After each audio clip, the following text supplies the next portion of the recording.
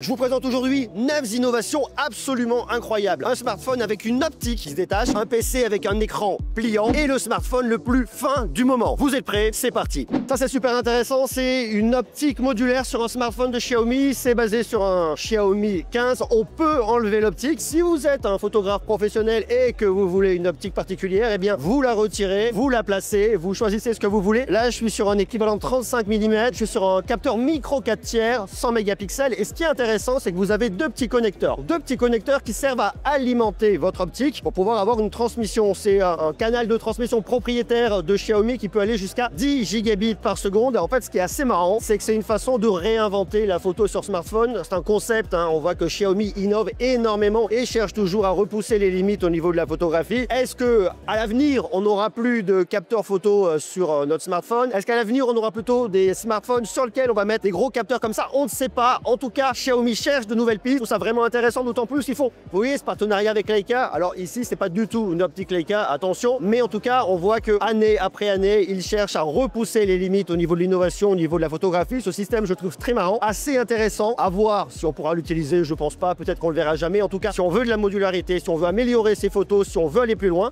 eh bien, on voit qu'il y a des choses qui se passent et qu'on pourra probablement retrouver à l'avenir. Le concept est marrant. Qu'est-ce que vous en pensez? Est-ce que vous aimez la photo et est-ce qu'un concept comme celui-là pourrait vous intéresser? Bien évidemment, vous marquez ça juste en bas en commentaire. Moi, ça me plaît bien.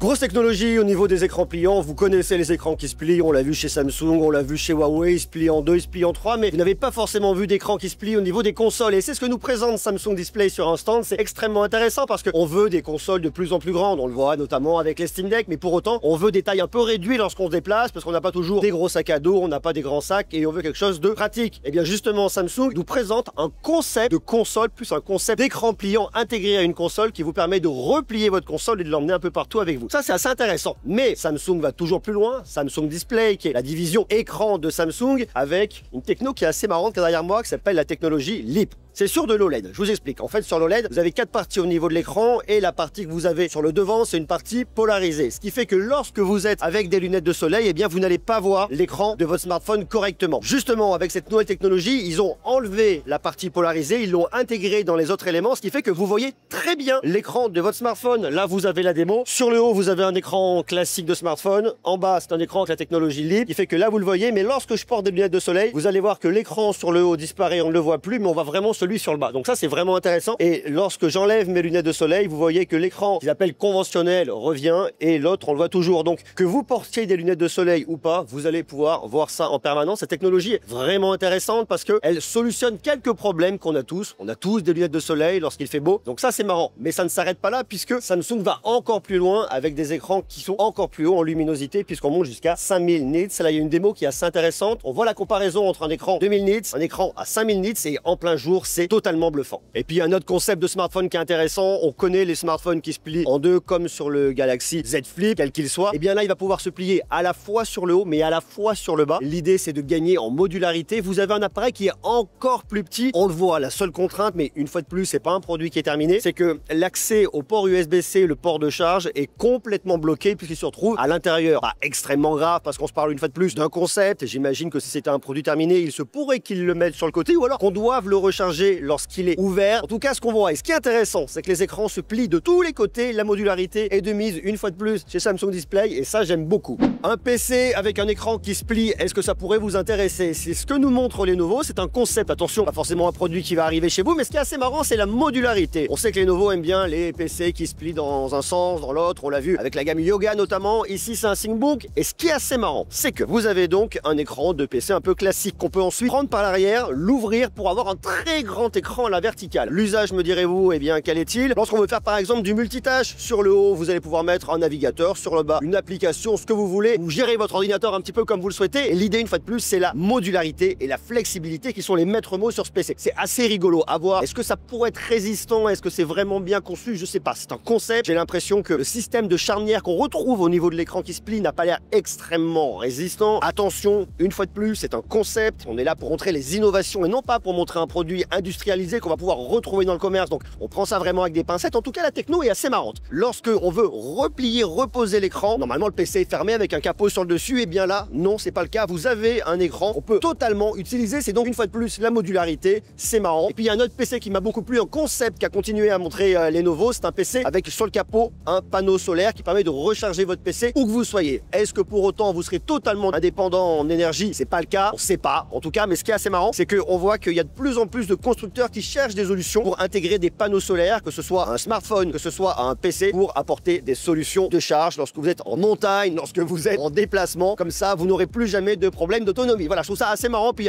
il y a d'autres concepts qui ont également montré Lenovo au niveau du logiciel, au niveau du matériel, éléments un petit peu rigolos, mais on retient réellement ici le PC avec l'écran qui se plie et on retient le PC avec le capot et le panneau solaire. Ce sont des innovations assez marrantes. Est-ce qu'elles vous intéressent? Est-ce que vous pourriez être vous intéressé? Est-ce que vous voyez l'usage d'avoir un PC avec un écran flexible et pourquoi pas un PC avec un panneau solaire? Marquez-moi ça bien évidemment en commentaire. Là, il y a une technologie qui est vraiment intéressante parce qu'on peut transformer n'importe quel smartphone en smartphone avec une vision en 3 dimensions. Je vous explique comment ça marche. En fait, c'est une technologie de l'entreprise qui s'appelle Mopi, qui a un petit verre que vous avez là, qui vous permettra de voir en 3D. Donc là, je vous vois double déjà comme ça, c'est déjà bien. En fait, ce qui se passe, c'est que vous le mettez devant votre écran de smartphone et après, il y a une application. L'application, vous pouvez mettre n'importe quelle photo et n'importe quelle vidéo à l'intérieur. Elle va venir la convertir pour en faire un fichier en 3 dimensions. Et qu'est-ce qui se passe? Eh bien, l'application utilise la caméra avant de votre smartphone pour repérer vos yeux et pour faire que tout le contenu que vous allez voir va être en 3 dimensions. Je l'ai essayé, c'est bluffant. C'est vraiment bluffant parce qu'on a vraiment cet effet de profondeur. Donc vous pouvez filmer n'importe quelle vidéo, pas forcément avec l'iPhone en mode 3D, vous prenez n'importe quelle vidéo en 2D et vous allez la voir en 3 dimensions avec un vrai effet de profondeur. C'est vraiment marrant. Alors c'est pas totalement parfait, j'ai l'impression qu'il y a quand même un petit côté de fatigue. Mes yeux, ça les fatigue un peu, ça crée un effet de 3D qui est totalement bluffant. Après, est-ce que je peux regarder pendant des heures? Je ne sais pas. Mais en tout cas, la technologie est là, la technologie est marrante et avec n'importe quel smartphone, avec un écran normal, on peut avoir cet effet en 3 dimensions. Photo, vidéo, c'est marrant. Est-ce que ça arrivera dans nos smartphones plus tard? Rien n'est moins sûr. Cette entreprise en plus, elle ne le vend pas aux particuliers. C'est vraiment une solution pour les professionnels. Vous voyez derrière moi, je sais pas si vous le voyez bien, mais il y a quelques petites affiches. On le voit au niveau de la médecine, probablement au niveau de la recherche. On le voit aussi au niveau de vidéo call, ce qui fait que vous pourriez très bien imaginer le mettre sur votre écran d'ordinateur. Est-ce que ça pourrait s'adapter en permanence ou pas? Je ne sais pas. En tout cas, si vous souhaitiez le mettre sur un écran d'ordinateur pour avoir vraiment l'effet de profondeur avec une personne avec qui vous alliez parler et avec un suivi de vos yeux, eh bien, on pourrait l'avoir. Techno marrante. Est-ce que ça vous intéresserait de mettre cette technologie dans votre smartphone pour pouvoir regarder des films avec un effet en 3 dimensions? Marquez-moi ça dans les commentaires. Côté innovation, vous n'allez pas être déçus avec la SU7 Ultra de Xiaomi, qui est une voiture totalement incroyable. Les chiffres donnent vraiment le tournis. Déjà, c'est une voiture qui est vraiment race et sport. Elle est plus longue, elle est plus large, elle est également plus basse pour vraiment coller au sol. Et vous allez voir qu'il y en a vraiment sous le capot. On a un aileron à l'arrière en fibre de carbone qui est super mignon. Le logo à l'avant, vous le voyez, est en fibre de carbone, mais pas uniquement, puisqu'il est également plaqué or 24 carats.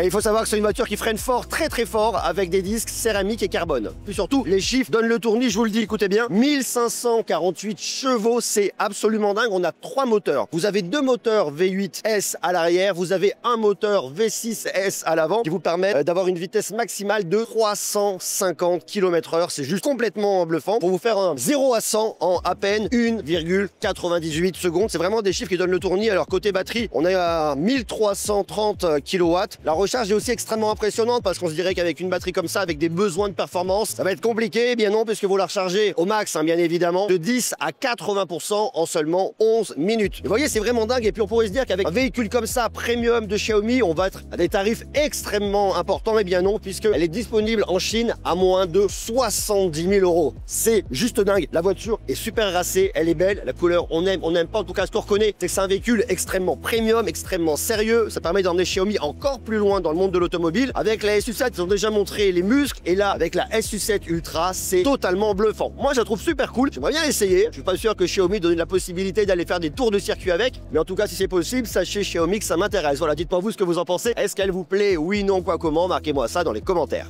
Ça, c'est le smartphone le plus fin que j'ai jamais vu. Il est fabriqué par la marque Tecno et il est super cool. Pourquoi? Parce qu'on voit qu'il y a vachement de marques qui sont en train de travailler à sortir des smartphones extrêmement fins, à commencer par Samsung qui l'a montré en début d'année lorsque je vous ai emmené avec moi à San Francisco. Et ce qui est super cool, c'est que c'est la marque Tecno qui est une marque qui est très connue dans le monde entier au niveau des smartphones, qui vous propose un smartphone qui fait, je vous le dis, 5,75 75 mm d'épaisseur et qui fait 146 grammes. Et ce qu'on vient de me dire à l'instant, ce qui est très intéressant, c'est qu'en fait, ils ont dû le lester un peu pour rajouter du poids, pour qu'il paraisse un peu plus sérieux. Donc ça, c'est vraiment cool. En plus de ça, derrière, vous avez quand même deux caméras de 50 mégapixels. Donc, bon, en termes de photos, normalement, ça va, il est assez musclé. Et ce qu'il me disait également, c'est que c'est pas une batterie en silicium carbone, parce que le silicium ne permettrait pas d'avoir une durée de vie de batterie assez intéressante dans le temps. Donc, il ne travaille pas du tout avec du silicium, comme on peut retrouver dans d'autres marques. Je sais pas réellement quelle est la technologie, mais qu'ils ont vraiment travaillé au niveau de la fabrication de la batterie pour gagner sur la finesse. En tout cas, c'est un smartphone qui est super fin. Je vous le dis que l'avoir en main comme ça, c'est vraiment bluffant. J'ai l'habitude d'avoir des smartphones communs, classiques, un peu plus gros. Là, il y a un côté un peu perturbant. Néanmoins, le format est vraiment cool. Le module au niveau de l'optique ne dépasse pas. J'aime beaucoup. Je trouve ça vraiment bien. La référence, je vous la donne. C'est le Spark Slim de la marque Tecno. C'est une marque qui innove énormément, qu'on connaît beaucoup, je vous le dis, en Asie, aussi en Afrique, en Europe de l'Est, et qui a beaucoup de technologies très intéressantes et à des tarifs qui sont vraiment cool. Le smartphone me plaît. Est-ce que vous trouvez ça intéressant? Les smartphones comme ça, extrêmement fins, est-ce que vous pensez que c'est un concept d'avenir de gagner en finesse avec des grands écrans malgré tout? Marquez-moi ça dans les commentaires.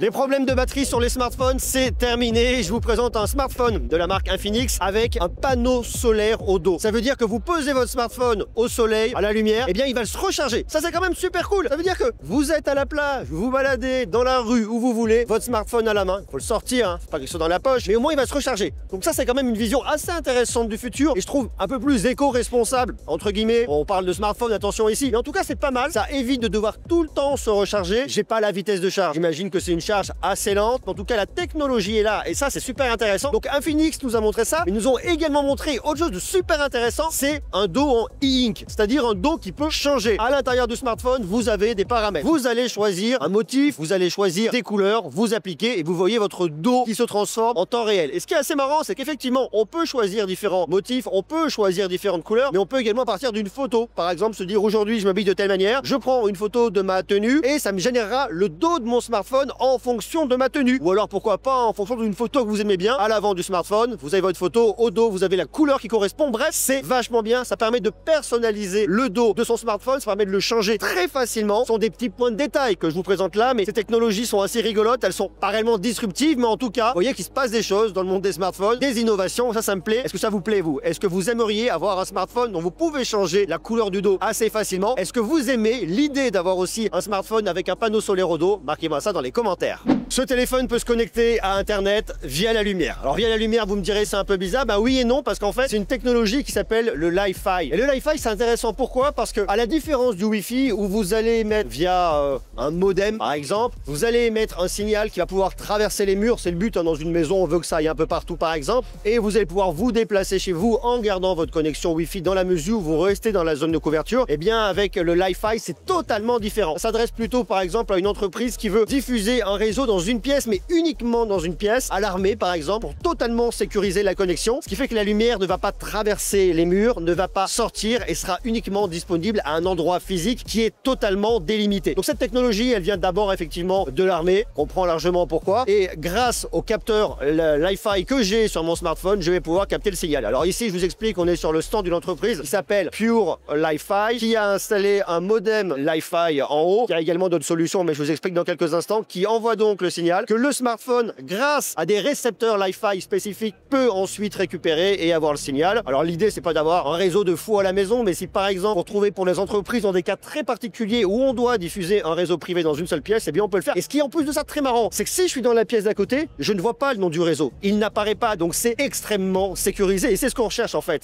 C'est diffuser un réseau dans un endroit délimité, sécurisé. Et je trouve ça vraiment extrêmement marrant. Et ce qui m'intéresse au-delà de ça, c'est la technologie, puisqu'on le fait via de la lumière. C'est pas la lumière visible, on peut le faire via de la lumière visible. J'en avais déjà parlé il y a quelques bonnes années en arrière. Là, ça se fait via de la lumière infrarouge. Donc on a de la lumière infrarouge partout dans cette pièce. Il ne se diffuse nulle part ailleurs, que vous ne pouvez vous pas voir. Si par exemple vous voulez faire une installation de Li-Fi fixe, et bien regardez là juste au-dessus de moi au plafond, on le voit. Comme ça, lui, il va diffuser dans une pièce si vous voulez une installation en permanence. Mais si par exemple, on va imaginer que l'armée ou un gouvernement a besoin de diffuser en changeant d'endroit, eh bien il y a une autre solution. Elle est juste là. Ça, c'est une solution portable. Donc on peut imaginer une fois de plus un gouvernement, une administration à l'armée qui change régulièrement d'endroit. Eh bien ils prennent ce petit module carré qui permet de diffuser du Li-Fi dans une pièce très facilement. On peut changer et recréer un réseau dans n'importe quelle pièce extrêmement rapidement et c'est super pratique. Est-ce que cette technologie, vous la trouvez marrante, vous? Est-ce que vous comprenez le besoin d'avoir un réseau sécurisé à un seul endroit? Lorsque je vous montre là sur le smartphone, eh bien, votre smartphone à vous n'est pas équipé de récepteur Wi-Fi, donc de toute façon, vous ne pourriez pas vous connecter. Mais allez savoir à l'avenir, est-ce que ça pourrait se démocratiser ou pas? Quels pourraient être les cas d'usage? Si vous en voyez, bien sûr, marquez-les-moi en commentaire. Là, vous vous dites, il a un énorme smartphone avec un tout petit écran dessus et vous n'avez pas complètement tort. Mais vous allez voir, c'est là où la magie opère, puisque j'éteins mon écran, je prends mon smartphone, je le tourne, je l'allume et là, j'ai un écran beaucoup plus grand. Alors, j'ai un écran beaucoup plus grand, mais surtout, j'ai un smartphone qui a un peu une grosse taille de patate. Je vous explique, c'est un smartphone d'Ulefone. Et Ulefone, ils sont connus pour avoir des smartphones extrêmement résistants. Là, vous avez 25